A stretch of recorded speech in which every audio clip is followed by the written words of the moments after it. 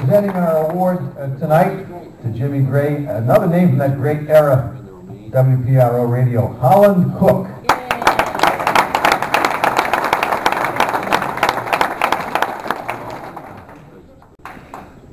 I really wanted to come to this last year, but what I now do for a living causes me to travel so darn much that I often have to choose between where I'm supposed to be and where I'd rather be. But I bought a ticket anyway to support the kiddos, the Wish. This is something good local radio can do. Good local radio can do. I would also like to have been here last year to salute Salty Brian, who never knew how much he taught me during the 6 years I worked alongside him and Jimmy Gray and the other pro personalities.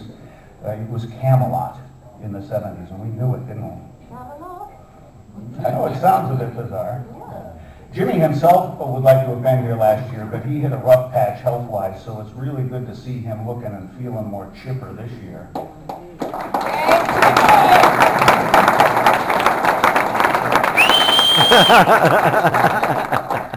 And another one of our fellow pro personalities was unable to attend due to illness last year.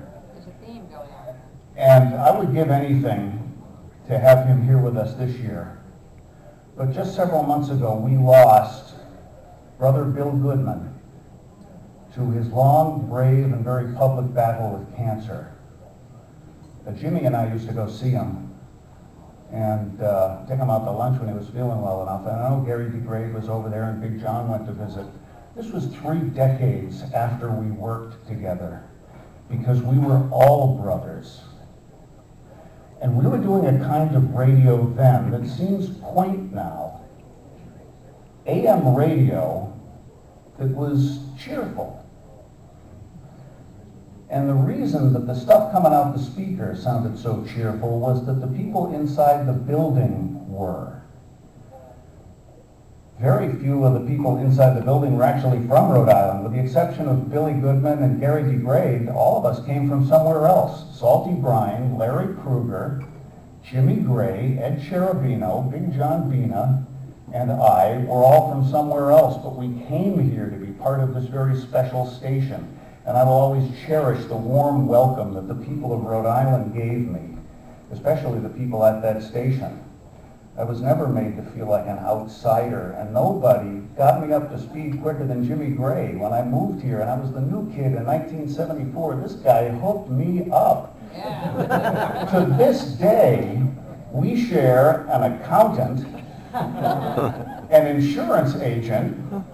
One man cut my hair since 1974, and he retired 20 years ago. Now I go to his son. As you can tell, I'm due. Yeah. We went to the same doctor until he retired.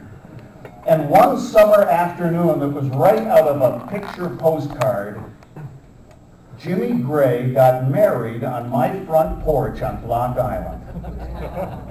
Just once. Yeah. It lasted 6 months. Jimmy Gray taught me and his fellow pro personalities the true meaning of the words pro personalities are frequently compensated for their appearance.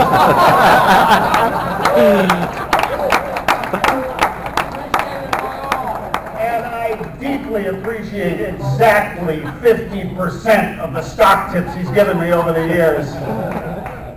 I'm honestly honored to have been invited to introduce him tonight. This is the big brother I never had. I've listened to the radio for a living now, and he's still the funniest guy I've ever heard. And in every sense of the term, he is a pro personality. Ladies and gentlemen, Jimmy Gray.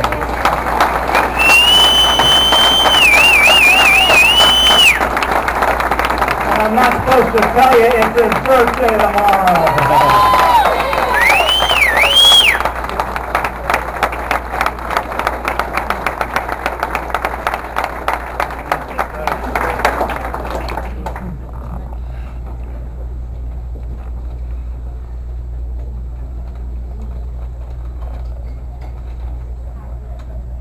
It takes a tough man to make a tender chicken. That's why every, I don't think that's not it.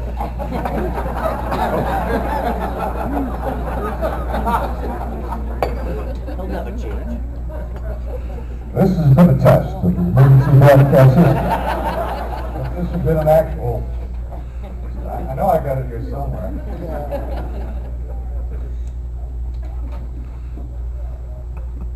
Elvis has left the building.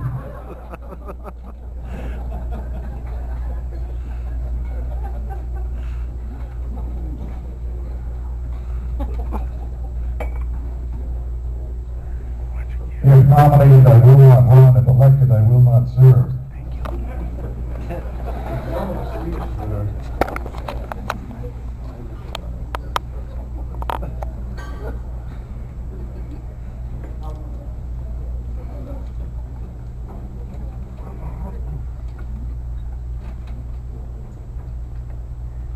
Hello.